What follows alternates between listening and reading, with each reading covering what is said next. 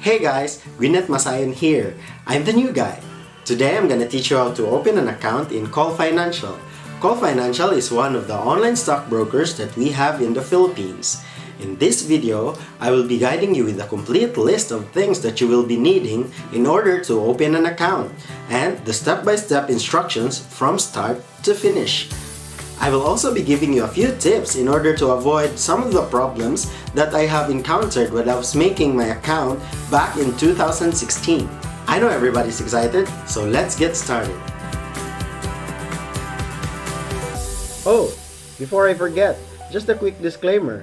This video is not sponsored by COL Financial, nor will I earn anything from COL Financial for sharing this to you. I'm just doing this for the new guys out there who are tired procrastinating and are ready to take their biggest step towards financial freedom. Now, let's continue. Let's go to the requirements. These are the 4 things that you need in order to set up your account. Easy, right?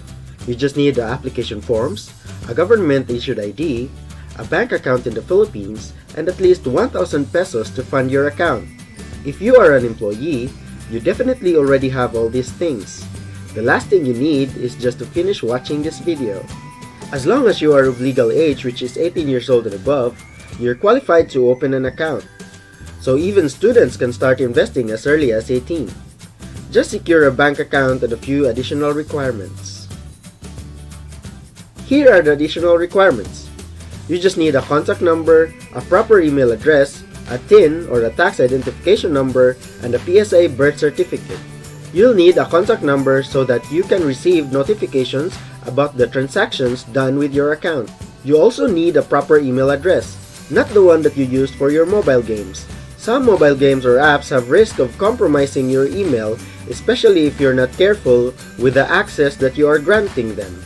To be safe, I recommend making a new and clean email address and try to keep it secure as much as possible. You also need a TIN for your tax purposes. Tax. Don't worry about it, it's just too small. Just to give you an example, if you buy 33,000 pesos worth of shares from Jollibee, you'll only be taxed with 10 pesos. This is one of the benefits of going into the stock market. The tax is ridiculously small compared to the 2,500 pesos monthly income tax from your 33,000 pesos monthly income salary. Whew! I should not get carried away into talking about the stock market. The purpose of this video is just to help you make your account. So going back, you will be needing a PSA birth certificate in order to get your TIN. If you don't have it already, just go ahead and search online on how to get your PSA birth certificate. You see, once you get your TIN, you can also get your TIN card from BIR.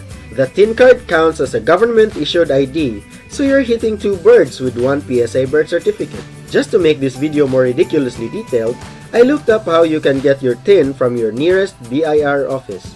You can pause the video if you wish to read more about the details. We're almost there.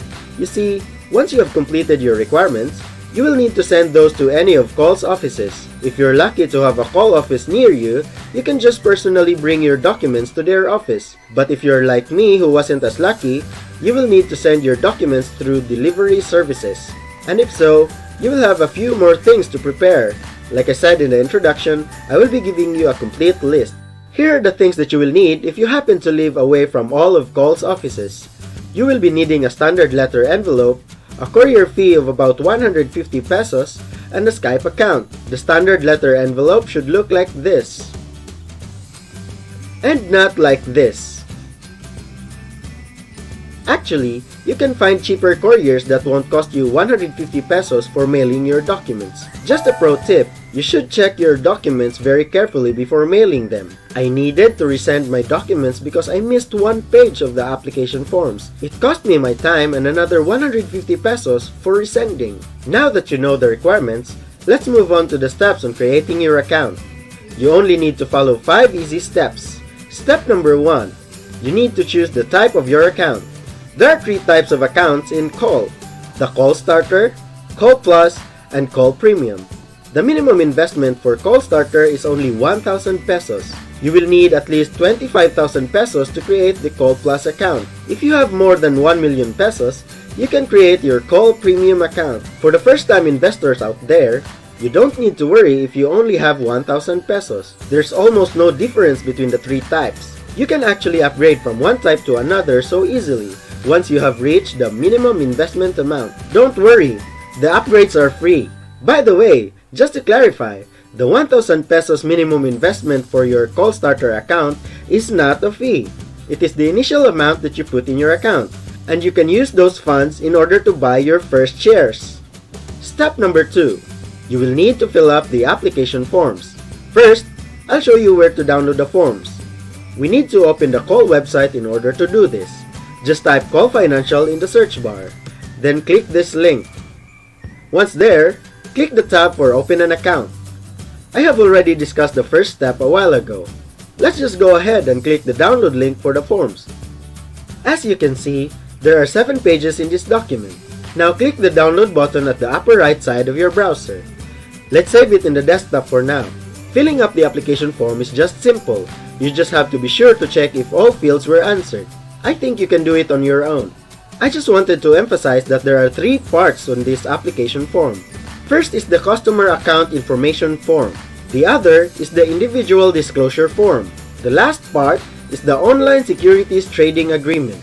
You just need to fill up the first 3 pages of the form that includes the customer account information form and the individual disclosure form. Just keep the rest as your reference. Step number 3. You need to prepare the additional requirements. If you're a Filipino citizen, you just need a photocopy of one government-issued ID. Make sure that your photo and signature are clear. You can use your TIN card in this case. Here is the list of the government-issued IDs that are accepted by COL. You can see that the TIN card is included in the list, probably the easiest card that you can get. Step number 4. You will need to submit your forms and requirements to COL Financial. There are 2 ways of doing this. If you have a COL Financial office near you, you can personally bring your documents and your funds to any of their offices. And like I said earlier, you can also send your originally signed documents through delivery services. Here is a list of COL Financial's offices nationwide. You can pause the video to copy the address to the back side of your envelope. Once your documents are reviewed by a sales officer from COL, they will schedule you for a video conference. They usually ask for your Skype account to do this. They will just ask you a few questions to confirm if you are the person in the documents. Then, they will take a photo of you holding your government-issued ID close to your face. And just like that, the video conference is done. It won't take more than 5 minutes. After this step, the sales officer who handled your video call will start making your account. They usually take about 3 to 5 working days to finish. From this point forward, you will need to keep checking the email address that you wrote on your application form. Once you have received the email from COL Financial, you can go to the last step. Step number 5. You will need to fund your account. The email you will receive from COL Financial will contain your user account number, but they won't be giving you a password yet. You will need to finish the last step before they give you a temporary password. You have to fund your account with the minimum investment amount that is required for the type of account that you wish to have. You can fund your account in 3 ways: by online bank transfer, over-the-counter payment, or by personally handing your funds to COL's Business Center in Pasig City. I recommend you do the online bank transfer so that you can easily add more funds to your account whenever you feel like adding more. After COL has verified the fund on your account, they will send you your temporary password to your email. From then on, you can immediately open your account using COL Financial's website. Just remember to change your password. So there you have it. You already know how to open an account in COL Financial. I would like to apologize if the video was too fast for you. Please try to watch it again and again, pausing from time to time so that you can grab as much information as you can. I really want you to succeed just as I did. I just want to share with you that this was the first thing that I did that helped me develop from being this to having enough money to spend for an expensive wedding just last year. I would never have had the habits that I have now if I did not take the leap into starting to invest in the stock market 3 years ago. I hope I was able to help you become a better version of yourself. If you liked the video, click the like button down below. If you wish to learn more about the stock market or how you can become one of the new guys of this generation, click the subscribe button and the notification bell. It will notify you whenever I upload my next videos. Let us know in the comments below if you have successfully opened your account just by watching this video. See you next time. Peace!